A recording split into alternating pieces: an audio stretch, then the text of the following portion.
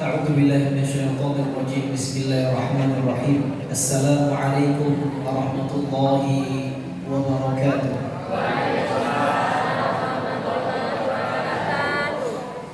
إن الحمد لله نحمده ونستعينه ونستغفره ونعوذ بالله من شرور أنفسنا ومن سيئات أعمالنا. من يهد الله فلا مضل له ومن يضلل فلا هادي له. أشهد أن لا إله إلا الله وأشهد أن محمدا عبده ورسوله لا نبي بعده. سبحانك لا علم لنا إلا ما علمتنا إنك أنت العليم الحكيم. رب زدنا علما وارزقني فهما. رب اشرح لي صدري ويسر لي أمري واحلل عقدة من لساني يفقهوا قولي. Ikuti saya bersama-sama. Allahumma faqihna fid din wa'allimna ta'wil. Doa yang kita baca barusan itu adalah doanya Rasulullah.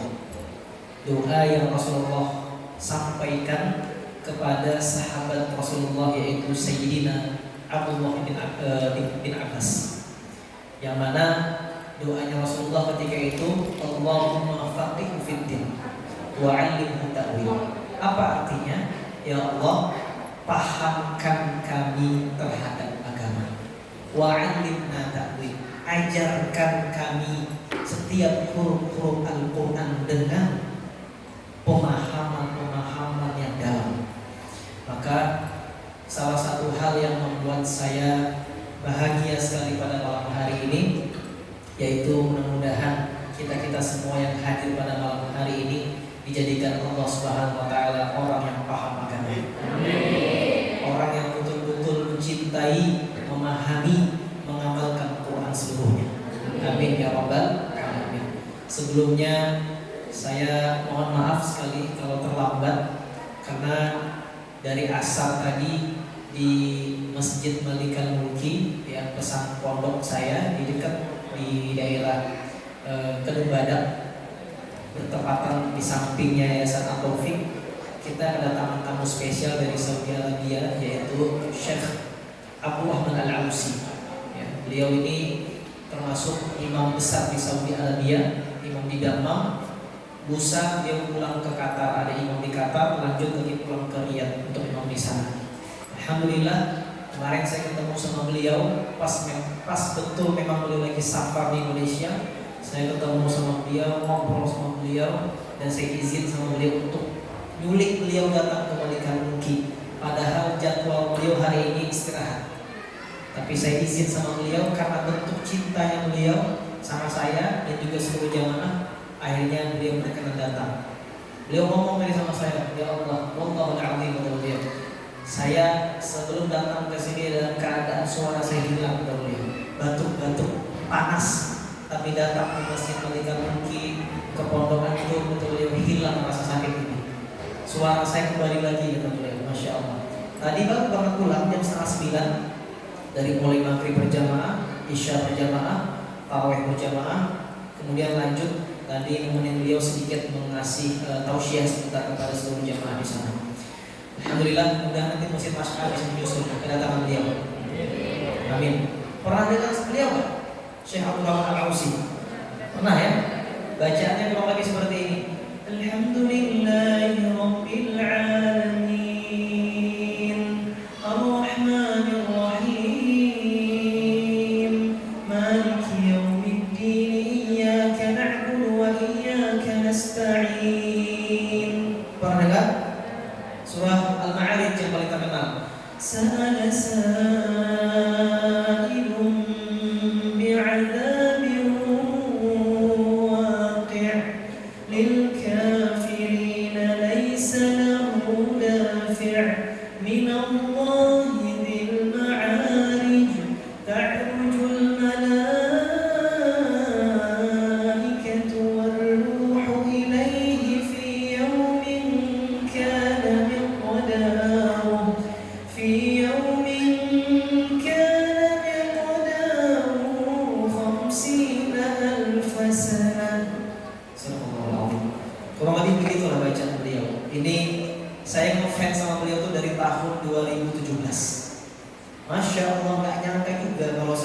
kita sekarang follow-followan Instagram sama beliau. Gak nyangka juga kalau saya video call sama beliau, telepon-teleponan sama beliau. Bahkan beliau bilang sama saya kalau saya sudah dianggap seperti adiknya beliau secara langsung.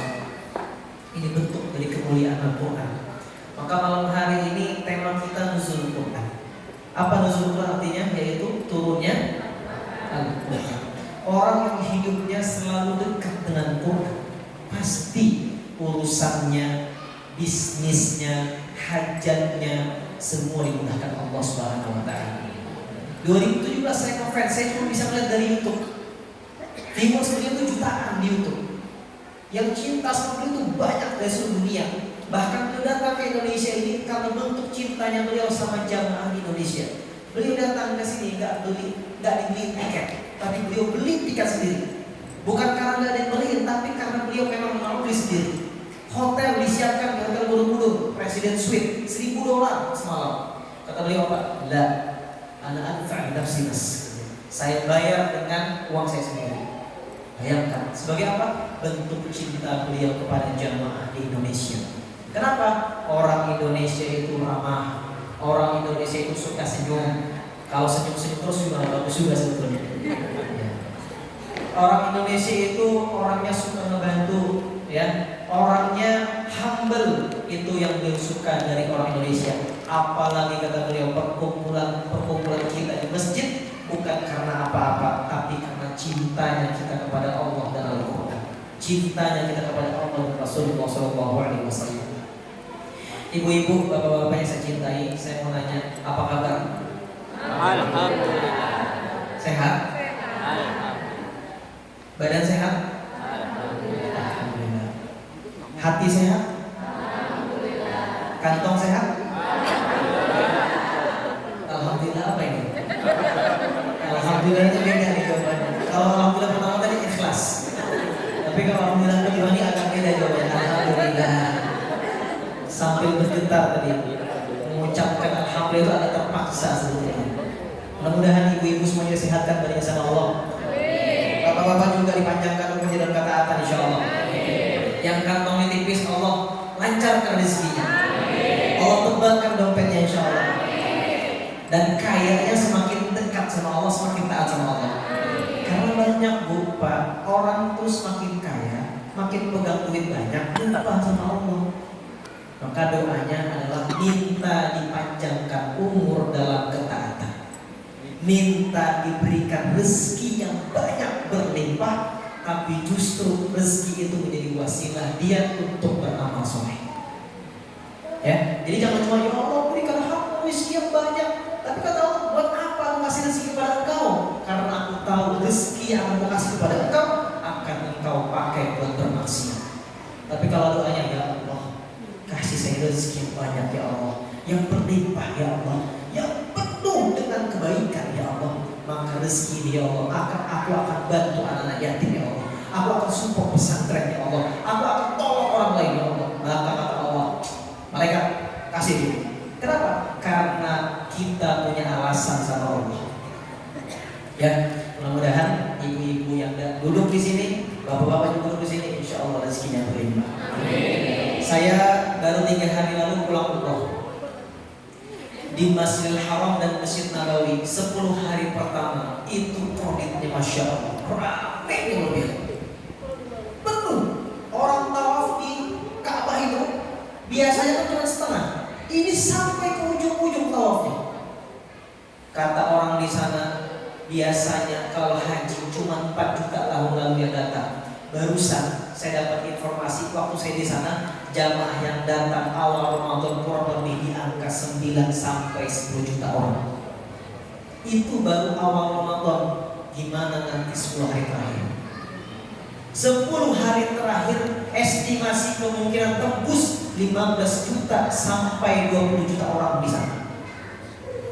Kita ini aneh.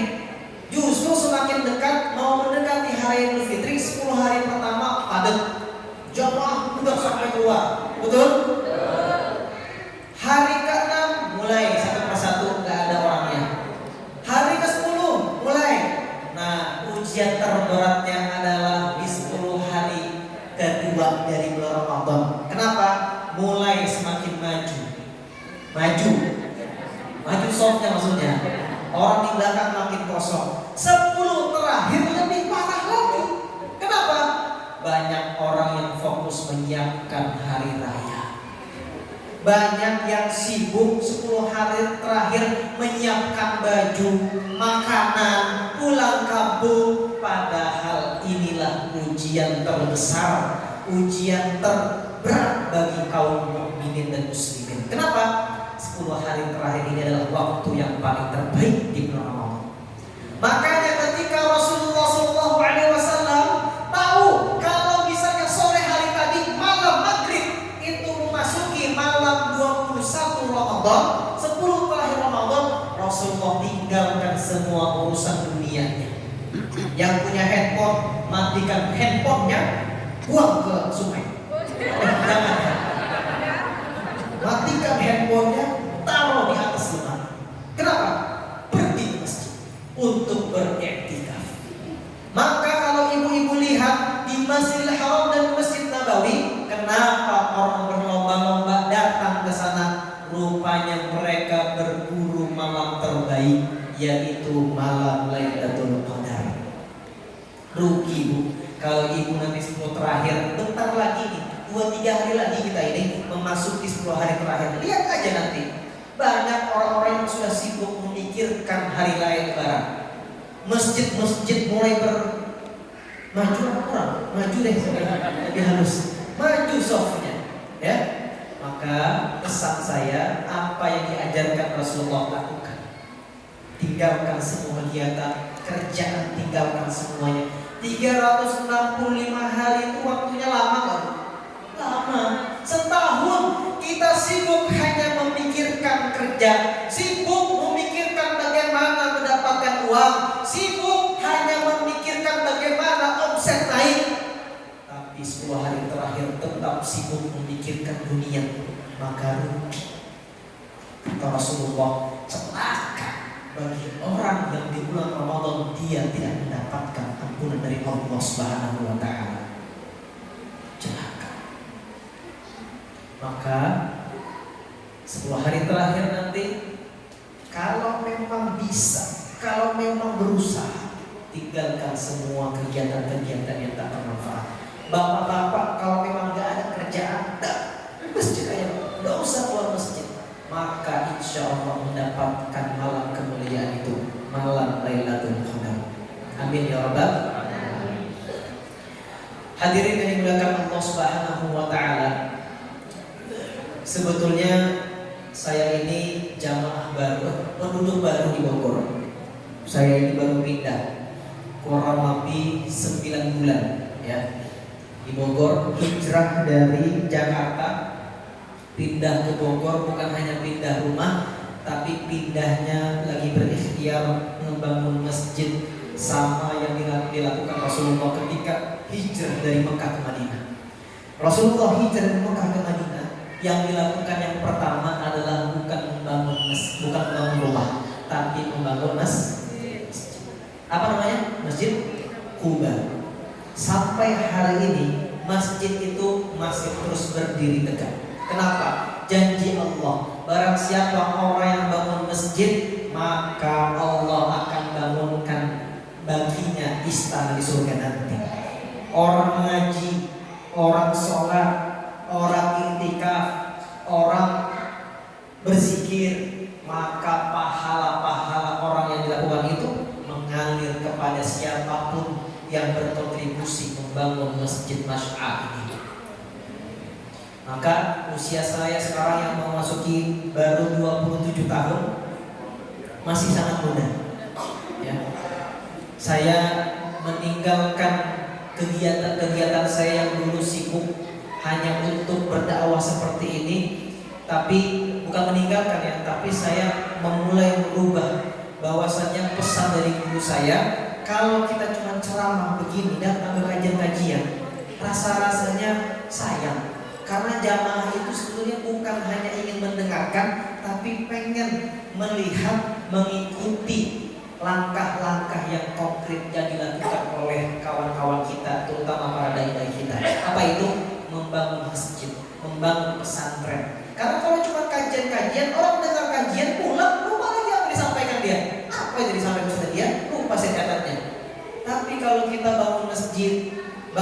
pesantren, bangun lembaga Quran, langkahnya konkret. Maka impian kita adalah mencetak 23 juta penghafal Quran, mencetak 1 juta imam terbaik dari Masjid Malikul Mulki untuk seluruh penjuru negeri.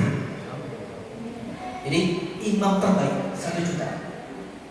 Makanya ayah bunda yang Allah Subhanahu Wa Taala, mudah-mudahan nanti ayah bunda abang kakak yang hadir pada kesempatan kali ini bisa nanti main-main nanti ke Malikul Mulki. Nanti sama Masjid Masyarakat kita bikin kolaborasi nanti insya Allah.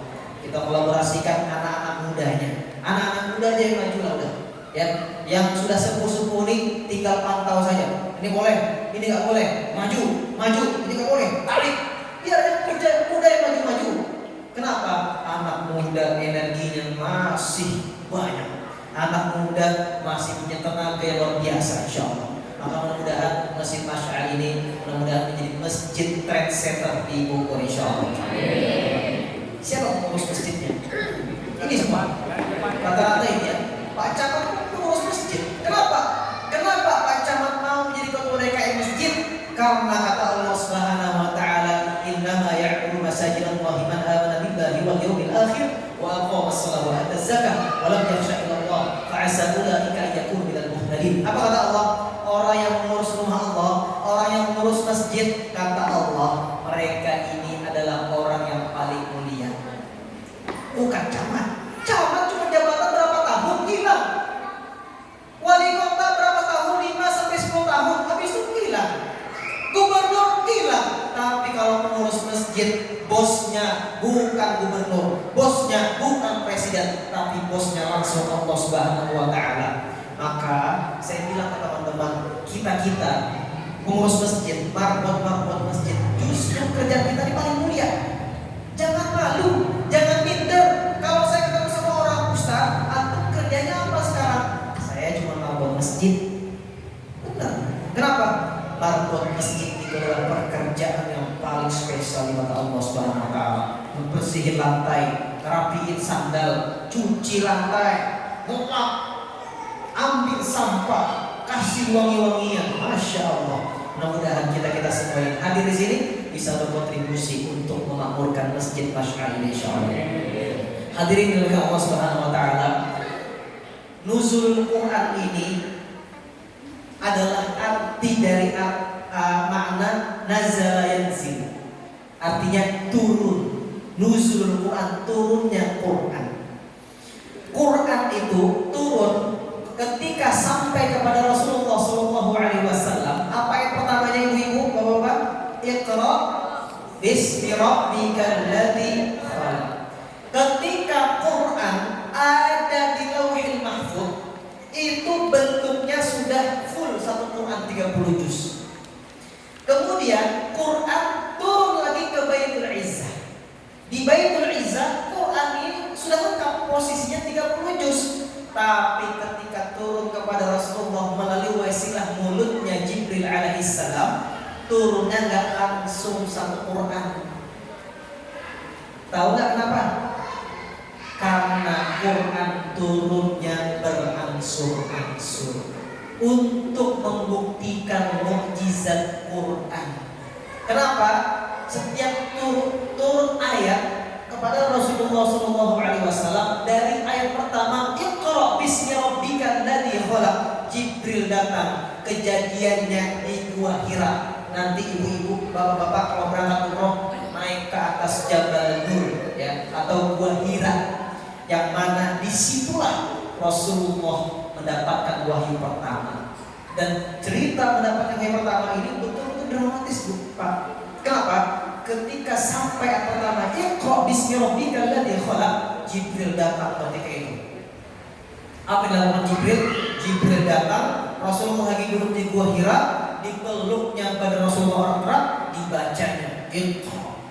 Kira-kira kita yang mendengar takut ya?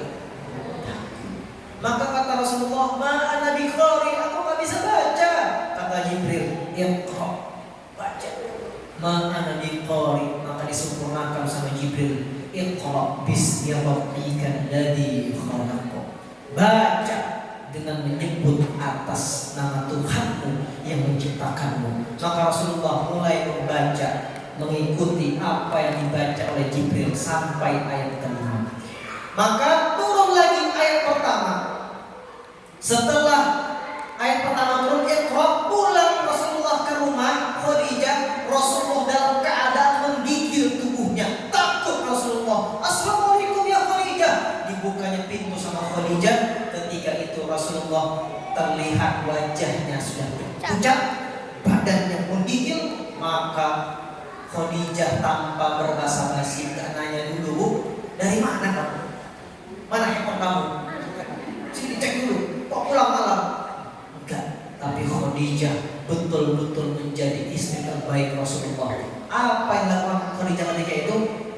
Khadijah tanpa berbasa-basi kata Rasulullah, Khadijah, zamiluni, zamiluni, zamiluni. Selimuti aku Khadijah, selimuti aku. Tanpa bertanya-tanya, langsung diambilnya selimut itu, langsung dibaringkannya Rasulullah, langsung diselimutinya Rasulullah.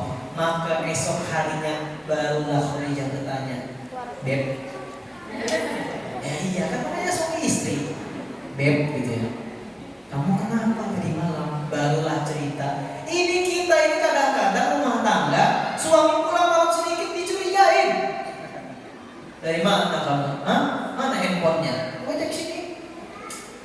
Khadijah betul-betul menjadi istri terbaiknya Rasulullah. Sampai Khadijah itu ketika Rasulullah ngerasa rindu dengan Khadijah, Rasulullah itu gak bisa move on dari Khadijah. Kenapa?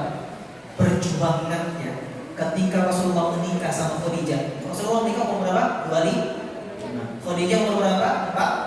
40 tahun. Khadijah menikah sama Rasulullah.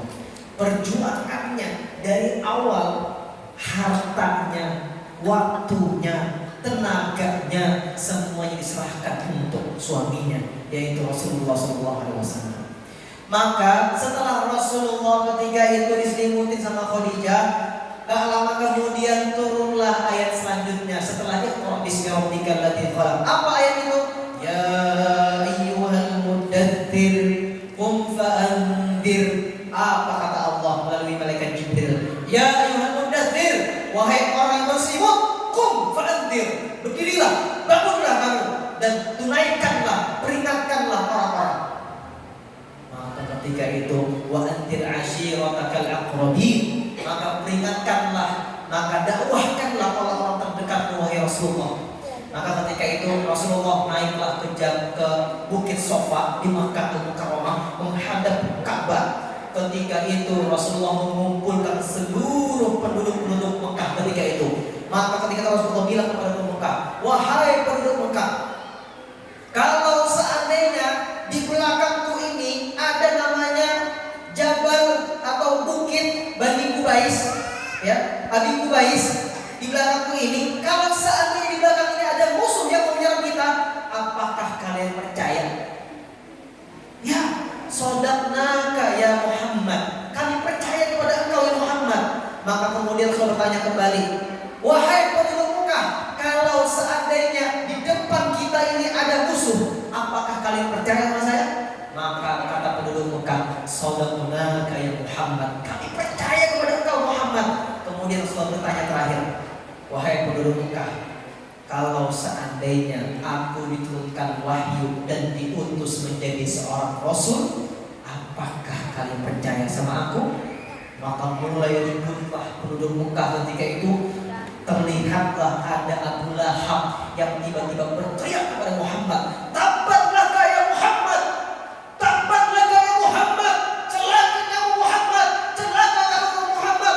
Alijama' apa? Ajama'ta li hadza? Apakah kamu mengumpulkan aku hanya gara-gara ini? Maka ketika itu langsung turun ayat selanjutnya setelah ya ayyuhal muddatsir. Apa ayat itu? Tabbat yada abi lahabin wa tabb ma aghna anhu maluhu wa ma kasab. Celakalah Abu Lahab dengan istrinya.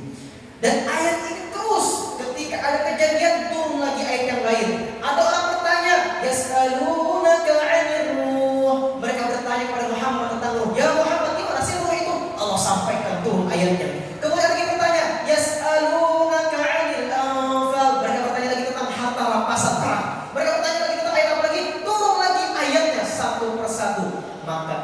adalah mukjizatnya Al-Quran yang menjadikan Quran turun sebagai bentuk komprehensif, bahwasanya Quran itu datang turun kepada umat atau hamba-hamba Allah SWT sebagai bentuk setiap kejadian, situasi, dan kondisi.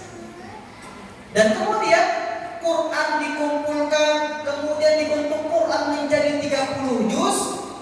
Maka sampailah Quran sekarang di telinga kita. Kenapa? Jibril membacakan kepada Rasulullah, didengarkan sama Rasulullah. Rasulullah baca, didengarkan oleh para sahabat. Sahabat baca, didengarkan oleh para tabi'in. Tabi'in baca, didengarkan oleh tabi'ut tabi'in. Tabi'ut tabi'in baca, didengarkan lagi oleh para ulama-ulama kita. Kemudian sampai kepada guru-guru kita, sampai hari ini terdengar Quran. Maka Quran itu sebuah bentuk mukjizat yang tidak hanya ada di zaman Rasulullah, tapi mukjizat Quran ini akan ada terus sampai hari kiamat. Kalau mukjizat Nabi Musa memukul laut dengan tongkat, cukup sekali. Kalau mukjizat Nabi Isa menghidupkan orang mati, cukup sekali.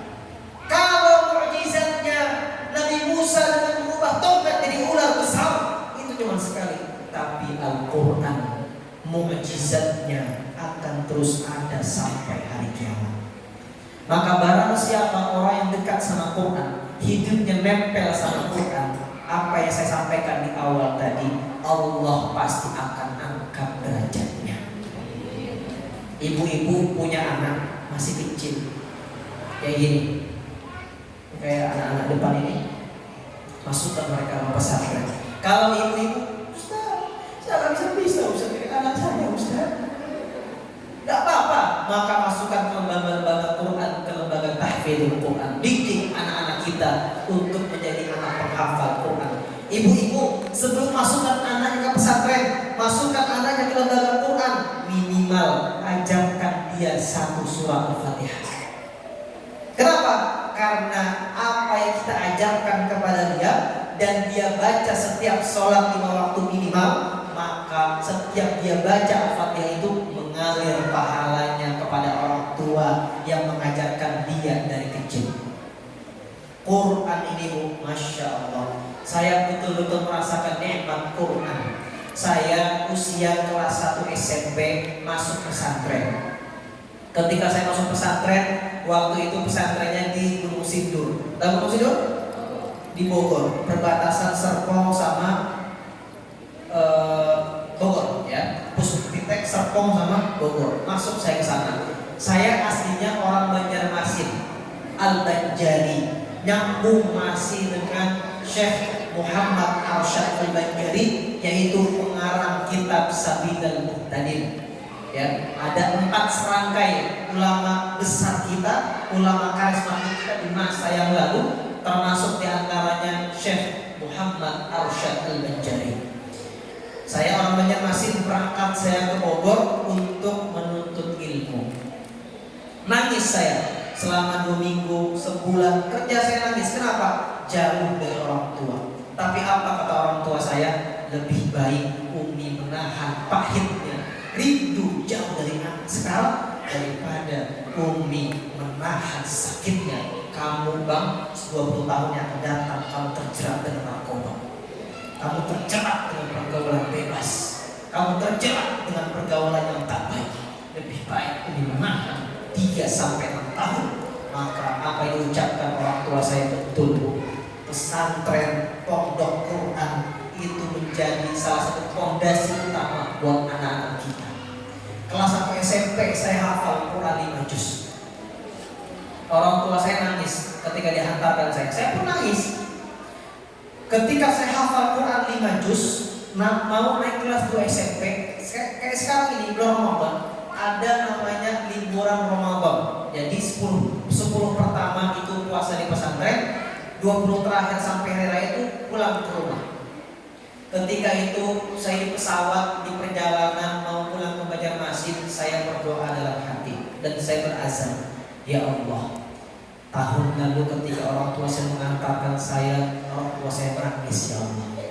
Saya pun nangis, ya Allah. Tidak tahu lah ya Allah seberapa banyak perjuangan mereka nih ya Allah. Rontang-panting nyari uang untuk anaknya bisa belajar Quran kayak gini ya Allah. Maka ya Allah, hafalan Quran saya 5 juz ini ya Allah, mudah-mudahan bisa menjadi hadiah terbaik buat orang tua saya ya Allah. Saya pengen gimana caranya orang tua saya nangis, tapi nangis bahagia karena anaknya memberikan hadiah terbaik dengan hafalan Quran 5 juz. Kelas 1 SMP. Badannya masih kecil. Sekarang pun masih kecil. Jauh beda loh banyak. Segini, namanya cuma segini. Maka singkat cerita sampai saya di rumah, saya bilang sama orang tua, Umi, Abi, insya Allah nanti sholat maghrib, isya sama taraweh, abang yang akan jadi imam. Di mana abang imamnya? Di rumah? Bukan nih, di masjid sebelah. Bisa Bang? Bisa. Insya Allah. Kalau begitu abang berangkat sekarang.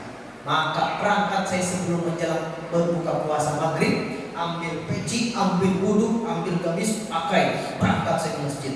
Ketika sampai di masjid, rupanya jamaah-jamaah sudah siap berbaris berbuka puasa.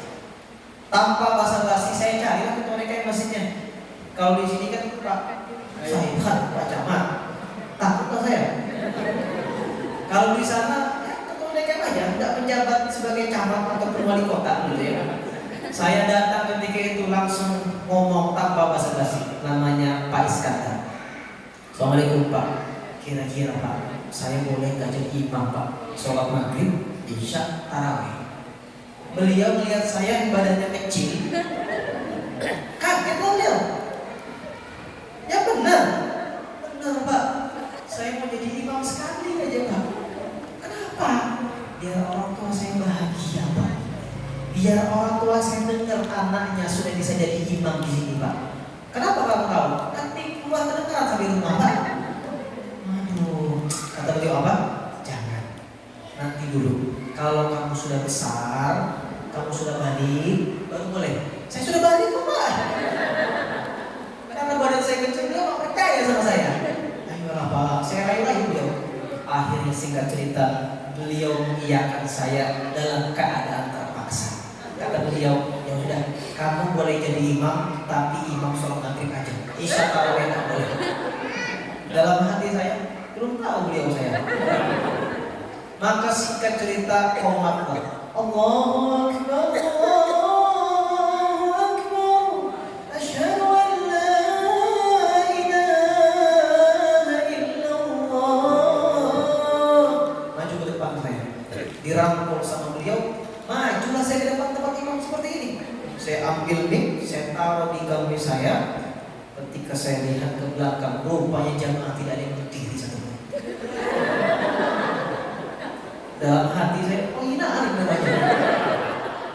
Maka singkat cerita, karena saya tahu waktu kecil saya diberikan kaset total Quran bagaimana Syekh Abdurrahman As-Sudais mengatur sop-sop Masjidil Haram yang begitu banyak jamaah di Masjidil Haram jutaan orang. Maka saya praktekkan. Kaki saya bergetar rupanya. Karena saya tidak gugup rupanya. Untuk kaki saya panjang. Ketika kaki saya bergetar, saya ingat kaki, nggak boleh seperti ini. Kamu harus bisa. Jangan pantang menyerah. Singkat cerita, saya praktekkan bagaimana Syekh Sudais mengatur imam. Istawu, istaqimu wa'tadilu. Halu bainal manaki wal aqdam musudul khalaq. Orang tua kaget kan anak kecil ngomong kayak gitu. Padahal saya dalam hati tidak tahu artinya apa. Maka singkat cerita, jamaah sudah tahu saya mulai ngomong seperti itu. Oh, boleh juga digoceng gitu. Mulai berdiri satu persatu merapikan sopnya imam saya. Allahu Akbar. Rakaat pertama saya bawakanlah Syekh Abdurrahman As-Sudais. Alhamdulillahi Rabbil Alamin Ar-Rahmanir Rahim Maliki Yawmiddin Iyyaka na'budu wa iyyaka nasta'in Ihdinas siratal mustaqim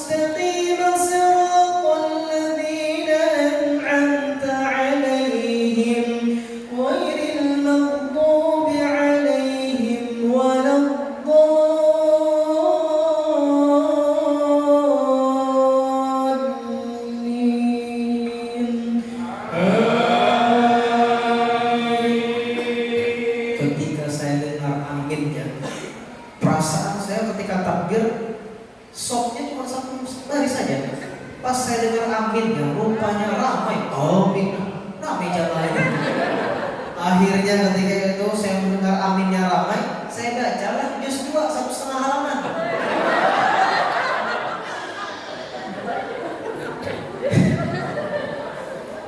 سيقول السفهاء من الناس ما ولاهم عن قبلتهم التي كانوا عليها قل لله المشرق والمغرب يهدي من يشاء إلى صراط مستقيم. Terus sampai 1,5 halaman dalam hati saya merasakan itu jemaah. Karena meremehkan saya dari awal. Akhirnya ruku, sujud, naik rakaat kedua, saya gantilah irama yang kedua. Namanya Syekh Mahir Al-Mu'aqqil, Imam Muslim. Alhamdulillahi Rabbil Alamin, Ar-Rahmanir Rahim, Maliki Yawmiddin, Iyyaka na'budu wa iyyaka nasta'in, Ihdinas siratal mustaqim, siratal ladzina an'amta 'alaihim, ghairil maghdubi 'alaihim waladdallin. Rupanya rakaat kedua semakin banyak jamaahnya. Oh, ramai jamaahnya nih. Akhirnya saya sambung lagi lah 1,5 halaman lagi. Maka dalam hati sungguh kasihan nasibnya jamaah ini. Karena mereka buka puasa cuma pakai air putih sama kurma, belum makan apa-apa. Singkat cerita, selesai sholat maghrib, Assalamualaikum warahmatullah, Assalamualaikum warahmatullah. Biasanya kan imam tuh habis sholat itu ada jamaah zikir. Ini saya nggak berani. Saya takut bu, akhirnya saya zikirnya saya lama-lamain, saya panjang-panjang, saya bacanya lama sekali. Doa saya sama Allah, ya Allah, jamaah ini ya Allah, pulang dulu ya Allah, saya bilang. Biar saya pulang ini aman, saya bilang. Karena saya sholat maghrib bacanya 3 halaman. Yang biasa saya sholat maghrib cuma baca qul inna, ini dibaca juz 2 1,5 halaman 1 rakaat. Akhirnya saya doa, saya lihat ke kiri, belum ada yang pulang rupanya. Akhirnya saya sholat sunnah. Selesai sholat sunnah, saya yakin betul pasti sudah pulang. Kenapa? Sholat isya tinggal 15 menit lagi. Isya 15 menit lagi, saya belum makan apa-apa ini saya bilang. Akhirnya saya coba cek ke kiri, astagfirullahaladzim, jamaah rupanya masih duduk terdiam dia. Dalam hati saya, bahaya saya pulang ini. Saya pasti demo sama jamaah-jamaah, terutama jamaah yang kongkong saya bilang ini. Akhirnya saya pikir-pikir, perut keroncongan, belum makan apa-apa, tapi kalau pulang saya bahaya saya bilang. Akhirnya saya coba pertimbangkan mana yang lebih baik. Rupanya perut lebih baik. Berdiri saya, betul rupanya jamaah belum ada yang pulang. Ketika itu berdiri satu persatu menyalami saya. Ada kakek-kakek kongkong, dia pegang kaki saya. Sambil pegang kaki dilihat saya gini, mengisyaratkan saking lamanya, saking capeknya dia berdiri. Akhirnya berdirilah kalangan saya. Masya Allah, indah bacaan. Alhamdulillah, selamat saya ini. Selesai dia ngomong seperti itu, dia ngomong sama saya. Jamaah bilang, udah sholat maghrib isya ini aja imam. Akhirnya saya imam. Isya tarawih lanjutlah saya imam di sana. 2-3 hari imam di sana, ada jamaah masjid lain datang. Dibilang sama saya, Dek, kira-kira boleh nggak kamu jadi imam di Masjid Ar-Rahmah di Kampung Melayu? Boleh pak, berangkat saya ke sana. 2 hari imam di sana, tiba-tiba ada jamaah masjid lain lagi datang. Dek, boleh nggak kamu imam di Masjid Al-Ikhlas? Boleh pak, berangkat saya ke sana. Hampir semua masjid di Banjarmasin selama bulan Ramadan pernah saya imami. Usia saya masih 11-12 tahun, baru hafal Quran 5 juz. Hafal Quran 5 juz aja begitu dimuliakan, diangkat sama Allah. Naik kelas 2 SMP, hafal Quran 10 juz. Sampai singkat cerita kelas 2 SMA, kelas 3 SMA, selesai hafal Quran 30 juz. Berbarengan atas izin Allah Subhanahu wa taala, selesai 30 juz, mampu bisa menirukan 40 suara imam di bawah. Mau dengar? Sampai 40?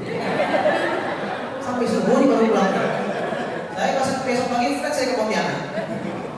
Ini saya tadi siang baru pulang dari Medan, siang landing, nyampe di Malika Mulki, prepare acara anak-anak, gak istirahat, terima tamu Syekh Ausi, lanjut lagi ke sini, besok subuh berangkat lagi saya ke Pontianak. Mudah-mudahan saya disehatkan bersama Allah. Mudah-mudahan dikuatkan sama Allah. Jadi singkat cerita, saya hafal selesai 30 juz, maka ketika saya lulus, saya diminta untuk mengabdi setahun di pesantren cabang. Ketika itu, saya pernah bermimpi, punya impian pengen pergi ke Australia. Rupanya gak lama setelah saya lulus, ada undangan. Saya dipanggil sama salah satu yayasan foundation di sana untuk menjadi imam Ramadan full 30 hari sampai Idul Fitri di Sydney, Australia. Tiket dibelikan, penginapan disiapkan, makan dijamin, transportasi bebas mau pakai yang mana. Nikmatnya Masya Allah. Itu baru dunia. Apalagi nikmatnya lebih besar. Apa kata Rasulullah? Inna Allah yarfa'u bihadzal kitabi aqwaman, kata Rasulullah. Sesungguhnya Allah Subhanahu wa taala akan mengangkat derajat seseorang itu dengan Quran. Maka hidup kita kalau mau mulia diangkat sama Allah. Yang tadinya mungkin hidup kita direndahkan sama orang lain, diinjek-injek harga diri kita, martabat kita, maka dekatlah sama Quran. Saya waktu kecil, waktu saya tinggal di Banjarmasin, orang-orang tuh banyak yang gak suka sama keluarga kita. Kenapa? Orang tua saya punya anak 4, kerjaan gak ada. Karena yakinnya keluarga kita bahwasanya Allah pasti ngasih rezeki. Orang tua saya pasti ikhtiar. Sampai bapak saya itu jual koran di lampu merah, nawar-nawarin ibu saya lagi hamil besar, jual baju dasar, ngetok pintu rumah satu persatu, dihina, dicaci maki. Apa itu keluarga itu? Anak banyak kerja gak ada. Pernah saya waktu kecil, usia saya masih 6 tahun, saya lagi bermain di tempat makannya kerabat gitu lah ya. Beliau lagi bersih-bersih meja, lap kotornya itu dilempar ke rumah saya. Diinjak, dicaci maki, dihina, direndahkan. Tapi ketika Quran terinstal di keluarga, satu persatu Allah angkat derajat kita. Mudah bagi Allah. Orang tua saya gak pernah berpikir 4 anaknya masuk pesantren dan semua pesantrennya di Jawa. Gak pernah kepikir. Maka yakinlah dengan malam mulia pada malam hari ini, dengan nuzul Quran, mumpung kita sekarang menikmati Ramadan, pakai Ramadan ini dengan memperbanyak diri kita dekat dengan Quran. Kenapa? Karena Ramadan itu syahrul Quran, bulannya Quran. Minimal khatam sekali bu, rugi bu. Kalau nggak khatam Quran. Saya datang ke Masjidil Haram, saya datang ke Masjid Nabawi, itu mereka yang tinggal di hotel bintang 5 di Zamzam nomor yang jam itu, mereka rela tinggalkan kasur yang empuk. Untuk apa? Mereka beriktikaf, duduk, sholat sunnah, sholat tahajud. Mereka ngaji, menghabiskan waktu berdekatan dengan Allah dan Quran. Rugi. Saya pertama, ini adik saya yang kedua, Al-Fatih, jomblo. Sini coba kita sini. Sini.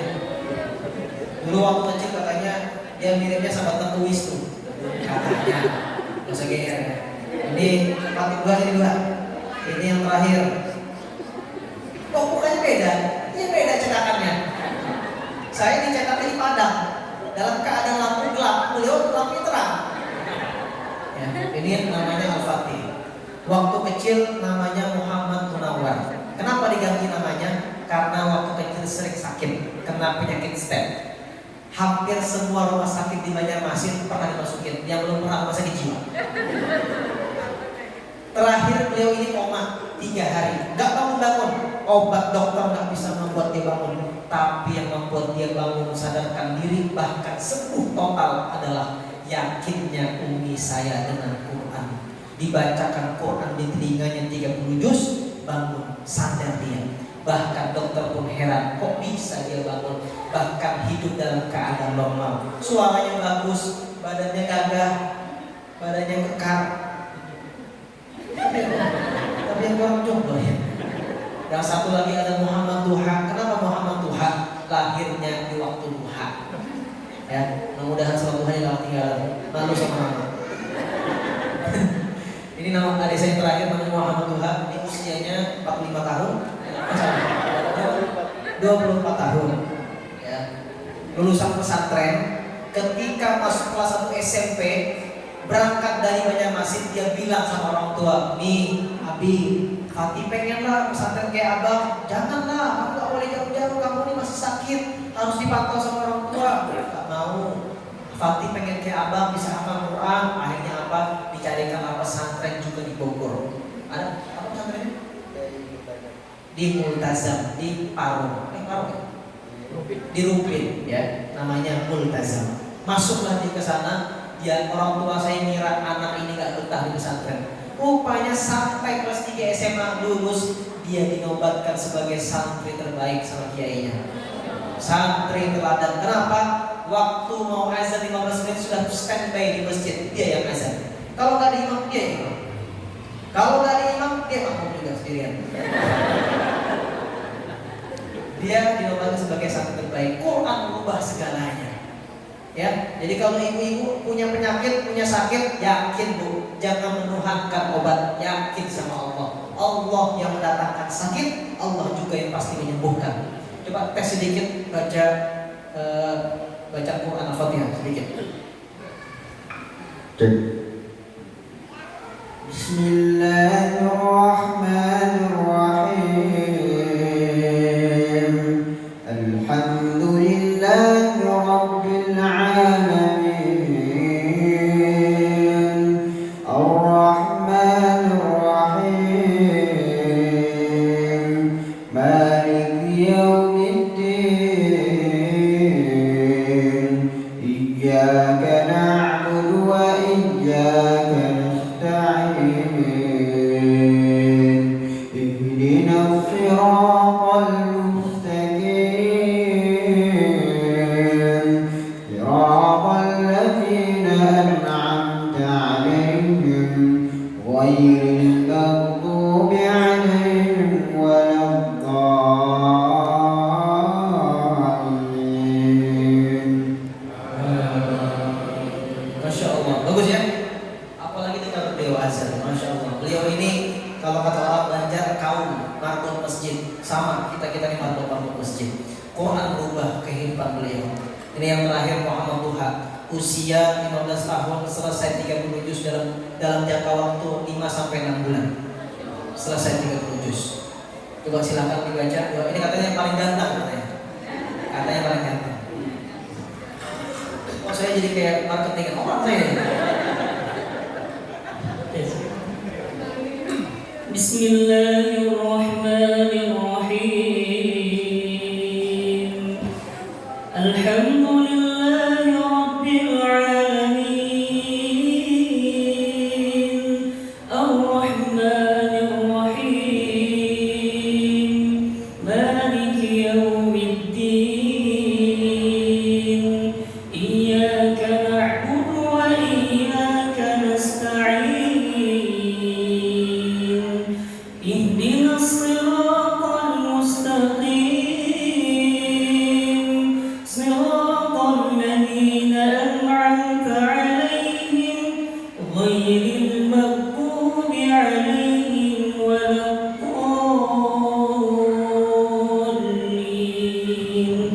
Amin. Masya Allah. Pengen nggak bu punya anak kayak gini? Pengen? Ayo dong. Ada ibu-ibu. Ayo dong, saya mau jadi menantunya dong. Bahkan di luar sana tuh orang ngomong, ibamin aku. Ya, kita doakan semoga Duha sama Fatih istiqomah. Jadi sekarang beliau-beliau ini yang menemani saya dakwah, yang membersamai saya dalam membangun pesantren. Jadi kita berikhtiar gimana caranya, mudah-mudahan anak-anak cucu kita kembali ke Al-Quran, kembali ke masjid insya Allah. Dan mudah-mudahan kehidupan kita diangkat sama Allah dengan Quran, syaratnya dengan Quran. Kalau kata guru saya 3 aja, kalau ibu-ibu mau hidupnya bahagia di akhirat, ASI, A-nya Al-Quran, S-nya sholat, I-nya infak. Sering-sering baca Quran. sholatnya dijaga, STW, sholat tepat waktu. Ini kita banyak minta ya sama Allah, tapi sholat kita sering tunda.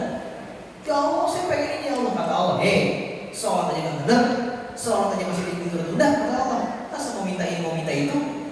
Maka kita harus tahu diri sama Allah. Yang terakhir, perbanyak infak. Jangan pelit-pelit. Bulan Ramadan ini adalah bulan yang paling dicintai Rasulullah, paling gemar berinfak. Rasulullah itu adalah orang yang paling gemar berinfak, paling dermawan di antara yang lain. Ketika datang bulan Ramadan, justru menjadi orang yang lebih dermawan lagi, naik dermawannya. Insyaallah, mudah-mudahan yang sedikit ini bermanfaat buat ibu-ibu, bapak-bapak sekalian. Terakhir sebelum closing, sebelum ditutup, karena sudah terlalu malam, ya.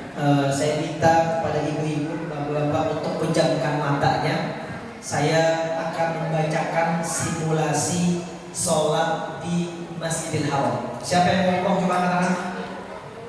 Mudah-mudahan yang angkat tangan insya Allah umroh tahun ini. Amin. Haji berangkat insya Allah. Ustaz, saya nggak punya uang Ustaz. Allah yang berangkatkan. Umroh itu bukan ibadah orang kaya. Saya alhamdulillah belum pernah yang namanya beli tiket berangkat orang terus umroh.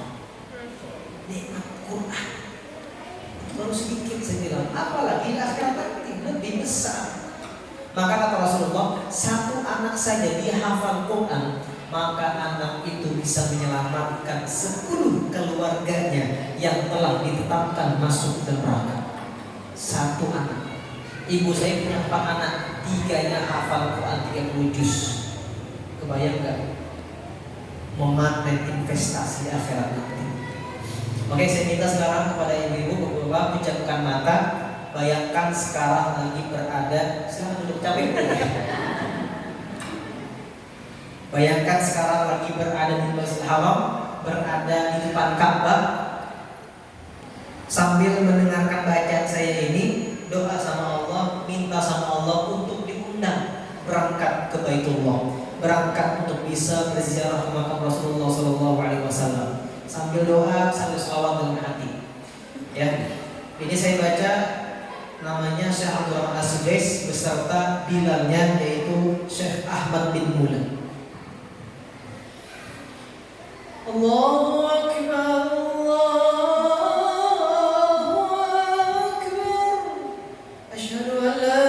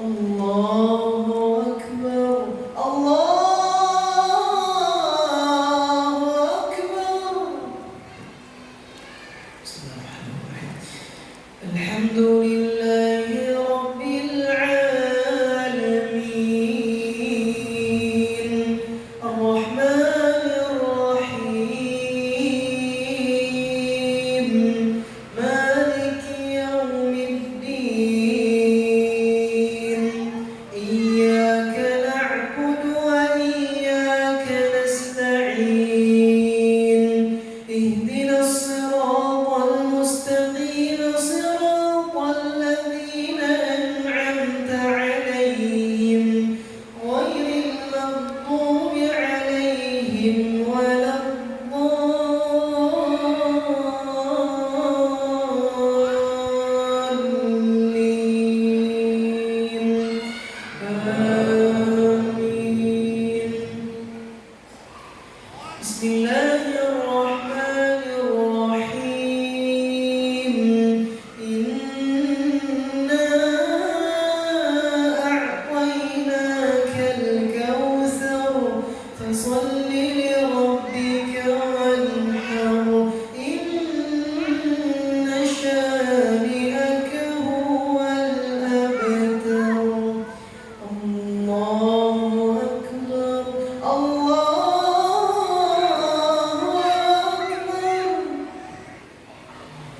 سمع الله لمن حمده ربنا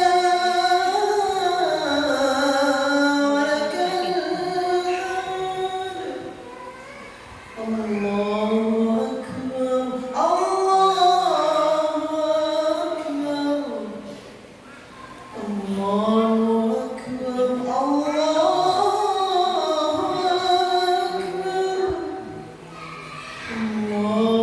أكبر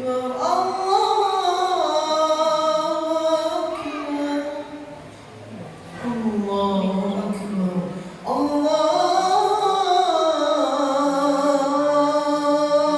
أكبر السلام عليكم ورحمة الله السلام عليكم ورحمة الله السلام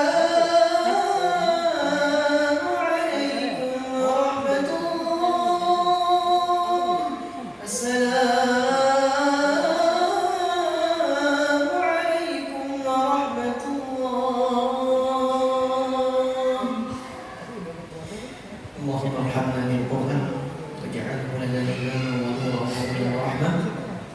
Mudah-mudahan yang mendengarkan dengan khusyuk, yang berdoa dalam hati, semoga Allah izinkan, Allah panggil kita semua yang hadir di Masjid Masy'ar ini untuk bisa berangkat umroh dan haji. Kita berdoa kepada Allah, ya Allah, ya Rahman ya Rahim. Ampunkan dosa-dosa kami ya Allah. Ampunkan dosa kedua orang tua kami ya Allah. Ya Allah, sayangi mereka sebagaimana mereka menyayangi kami di waktu kecil ya Allah. Ya Allah, angkat derajat keluarga kami ya Allah dengan Quran ya Allah. Ya Allah, jadikan hidup kami ya Allah bersahabat dengan Quran ya Allah. Ya Allah ya Rahman ya Rahim, maafkan kami ya Allah kalau selama ini kami lalai ya Allah. Kami lalai dengan sholat kami ya Allah. Kami lalai dengan Quran kami ya Allah. Bahkan dengan datangnya bulan Ramadan ini ya Allah, tidak juga membuat kami bisa rajin membaca Quran ya Allah. Maafin kami ya Allah. Pikiran kami, hati kami, tujuan kami hanya dunia ya Allah. Maafkan kami ya Allah. Ya Allah ya Rahman ya Rahim, jadikan Ramadan ini menjadi Ramadan terbaik kami ya Allah. Ya Allah, jadikan Ramadan ini ya Allah menjadikan Ramadan yang kami mendapatkan ampunan dari Engkau ya Allah. Ya Allah, jadikan Ramadan ini ya Allah 10 terakhir ya Allah kami bisa berjumpa dengan malam terbaik ya Allah, malam Lailatul Qadar. Ya Allah ya Rahman ya Rahim, ampunkan dosa-dosa kami yang hadir di masjid ini ya Allah. Ampunkan dosa-dosa bagi siapapun yang hari ini berinfak, berwakaf, bersedekah untuk masjid, untuk menolong agama Engkau ya Allah. Ya Allah, panjangkan rezeki siapapun yang hari ini hadir di masjid ini ya Allah. Ya Allah, luaskan rezeki siapapun yang hadir di Masjid Masy'ar ini ya Allah. Ya Allah, ada di antara kami yang mungkin sempit ya Allah urusannya ya Allah, lapangkan ya Allah. Ya Allah, di antara kami yang hari ini ya Allah bisnisnya nggak lancar ya Allah, lancarkan ya Allah. Ya Allah, di antara kami yang hari ini lagi sakit ya Allah, angkat sakitnya ya Allah. Allahumma anta syafi la shifaa illa shifaa'uk, shifaan la yughadiru saqaman wa la alaman, la ba'sa dhuhur insyaallah wa aminin. Engkau yang maha penyembuh untuk kami ya Allah. Engkau yang memberikan kami sakit, Engkau juga yang menyembuhkan kami ya Allah. Ya Allah ya Rahman ya Rahim, jadikan ya Allah anak-anak cucu kami cinta dengan Quran ya Allah. Ya Allah, jadikan anak keturunan kami ya Allah dekat sama Engkau ya Allah, kenal dengan Engkau ya Allah, hafal Quran 30 juz ya Allah, akhlaknya akhlak Quran ya Allah, sifatnya Rasulullah SAW ya Allah. Ya Allah, jadikan anak cucu kami anak yang soleh solehah, anak yang berbakti kepada orang tua ya Allah. Ya Allah, mungkin ada di antara kami yang anak yang berani melawan orang tua ya Allah. Maafin kami ya Allah, mungkin salah kami ya Allah, salah kami ngedidiknya ya Allah, salah kami ya Allah karena kami punya dosa di masa lalu ya Allah, sehingga Engkau berikan ujian itu kepada kami dengan memberikan anak yang membangkang kepada kami ya Allah. Kami sadar ya Allah, kami sadar ya Allah, kami banyak dosa ya Allah. Maafin kami ya Allah kalau kami sering menyalahkan Engkau ya Allah, adalah semua salah kami ya Allah. Maafin kami ya Allah kalau kami sering banyak nuntut kepada Engkau ya Allah, sedangkan perintah kewajibanmu sering kami langgar ya Allah. Perintahmu kepada kami sering kami lalaikan ya Allah. Justru larang-larang Engkau kami langgar ya Allah. Maafin kami ya Allah, maafin kami ya Allah, maafin kami kami ya Allah, ampunkan kami ya Allah. Allahumma innaka 'afuwun karim tuhibbul 'afwa fa'fu 'anna ya Allah. Allahumma innaka 'afuwun karim tuhibbul 'afwa fa'fu 'anna ya Allah. Ya Allah ya Rahman, sampaikan kami Ramadan ini ya Allah dengan bertemu dengan Idul Fitri ya Allah. Ya Allah, sampaikan kami ya Allah Ramadan ini dan Ramadan tahun depan dan seterusnya ya Allah. Ya Allah ya Rahman ya Rahim, ada di antara kami yang bertahun-tahun pengen berangkat umroh dan haji ya Allah, tapi belum kesampaian ya Allah. Tapi kami yakin Engkau Maha Kaya ya Allah, Engkau Maha Berkuasa ya Allah, Engkau Maha Berkuasa ya Allah. Gampang bagi Engkau untuk memudahkan kami bisa berangkat umroh dan haji ya Allah. Mudah bagi Engkau ya Allah, Engkau Maha Kaya ya Allah. Izinkan kami ya Allah yang hadir di masjid ini bisa berangkat umroh dan haji ya Allah. Ada di antara kami yang punya hajat, kabulkan hajat-hajatnya ya Allah. Terakhir ya Allah, wafatkan kami dalam keadaan husnul khatimah. Wafatkan kami dalam keadaan terbaik. Jangan Kau wafatkan kami dalam keadaan bermaksiat ya Allah. Jangan Kau wafatkan kami dalam keadaan bermaksiat ya Allah. Jangan Kau wafatkan kami dalam keadaan kami sedang jauh dari Engkau ya Allah. Wafatkan kami sedang membaca Quran ya Allah. Wafatkan kami sedang dalam keadaan salat. Wafatkan kami sedang bawa agama kami ya Allah. Kami iri ya Allah sama orang yang minta dalam keadaan terbaik ya Allah. Wafatkan kami ya Allah dalam mengucapkan kalimat la ilaha illallah Muhammadur Rasulullah. La ilaha illallah Muhammadur Rasulullah. La ilaha illallah Rasulullah. Rabbana taqabbal minna innaka antas samiul alim. Ya Allah, terima ya Allah amal ibadah kami ya Allah. Terima salat kami ya Allah. Terima puasa kami ya Allah. Terima amal soleh kami ya Allah. Ridhoi setiap langkah kami ya Allah. Ya Allah, berkahi setiap urusan kami ya Allah. Jadikan hidup kami hidup yang harta, tenaga, waktunya kami perjuangkan untuk agama Engkau ya Allah. Rabbana hab lana min azwajina wa dhurriyyatina qurrata a'yun waj'alna lil muttaqina imama. Ya Allah, ada di antara kami yang sampai hari ini sudah menikah bertahun-tahun ya Allah, bahkan belasan tahun belum juga diberikan keturunan dari Allah. Ya Allah, berikan kepada kami keturunan yang saleh dan salihah, menjadi qurrata a'yun buat keluarganya ya Allah, menjadi qurrata a'yun buat ibu dan bapaknya ya Allah. Ya Allah, terima ya Allah amal ibadah kami ya Allah. Rabbana atina fid dunya hasanah wa fil akhirati hasanah wa qina adzabannar wa adkhilna jannata ma'al abrar ya aziz ya ghaffar ya rabbal alamin.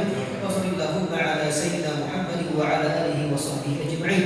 Subhana rabbika rabbil izzati 'amma yasifun wa salamun 'alal mursalin walhamdulillahi rabbil alamin. Al-Fatihah.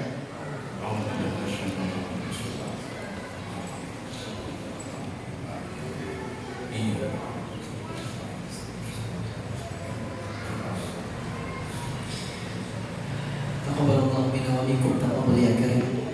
Makasih banyak bapak-bapak, ibu-ibu, abang kakak dan juga para asatidz yang hadir pada kesempatan kali ini, tokoh-tokoh agama dan juga terkhusus kepada DKM pengurus Masjid Masy'ar. Mudah-mudahan pertemuan kita ini bukan pertemuan terakhir, tapi akan ada pertemuan selanjutnya insyaallah. Ya, kita gak pengen cuma bersahabat di dunia, tapi juga kita pengen bersahabat sampai surga.